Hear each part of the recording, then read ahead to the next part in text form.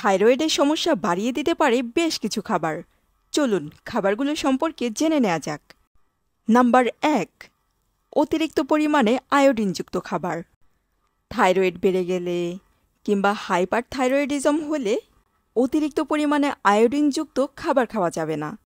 এক্ষেত্রে বিভিন্ন ধরনের সামুদ্রিক মাছ, আয়োডিনযুক্ত লবণ এবং দুধের তৈরি খাবারে প্রচুর পরিমাণে আয়োডিন থাকে, তাই এই খাবারগুলো কম খেতে হবে।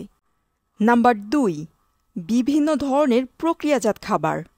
প্রক্রিয়াজাত খাবারগুলোতে প্রচুর পরিমাণে লবণ দেয়া থাকে। বিশেষ করে যাদের থাইরয়েডের সমস্যা আছে, এই ধরনের খাবার তাদের ক্ষেত্রে হৃদরোগের ঝুঁকি বাড়িয়ে দিতে পারে। এছাড়া থাইরয়েডের রোগীদের অতিরিক্ত লবণ খাওয়ার প্রবণতা কার্ডিওভাস্কুলার অসুখের কারণ হতে পারে। Number 3, soybean.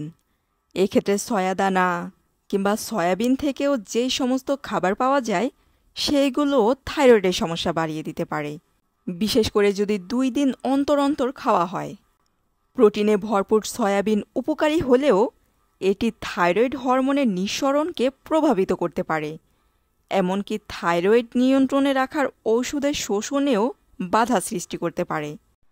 এছাড়া একটি গবেষণায় জানা গেছে সয়াবিন থাইরয়েড গ্রন্থির কার্যকারিতাকে নিয়ন্ত্রণ করতে পারে, পাশাপাশি শরীরে আয়রনের ঘাটতি তৈরি করতে পারে। সেই কারণে থাইরয়েডের সমস্যা থাকলে সয়া দুধ, সয়াবিন খেতে হবে পরিমিত পরিমাণে। নাম্বার 4, কৃত্রিম শর্করা জাতীয় খাবার, যেমন মিষ্টি কিংবা চিনি জাতীয় খাবার যেমন ডায়াবেটিক্স রোগীদের জন্য ক্ষতিকর, ঠিক তেমনি থাইরয়েডের রোগীদের জন্যও ক্ষতিকর। নাম্বার 5, ফ্যাটযুক্ত খাবার। এক্ষেত্রে অতিরিক্ত পরিমাণে ফ্যাটযুক্ত খাবার থাইরয়েড রোগীদের জন্য ক্ষতিকর।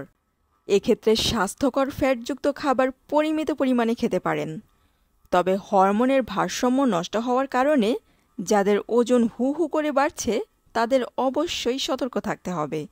তাদের ক্ষেত্রে অস্বাস্থ্যকর ফ্যাটযুক্ত খাবার হরমোনের মাত্রার উপর প্রভাব ফেলতে পারে। নাম্বার 6, বেশ কিছু সবজিও থাইরয়েডের কার্যকারিতা কমিয়ে দিতে পারে, যেমন ব্রকলি, ফুলকপি, বাঁধাকপি এবং কেল জাতীয় সবজি। Number 7, gluten. এক্ষেত্রে থাইরয়েডের কোনো কোনো অসুখের সমস্যা তৈরি করতে পারে গ্লুটেন। গ্লুটেন অন্ত্রের স্বাস্থ্যে ক্ষতিকর প্রভাব ফেলতে পারে, এতে করে থাইরয়েড হরমোনের নিঃসরণেও হেরফের হতে পারে। তাই ময়দার তৈরি খাবার এড়িয়ে চলার চেষ্টা করুন। নাম্বার 8,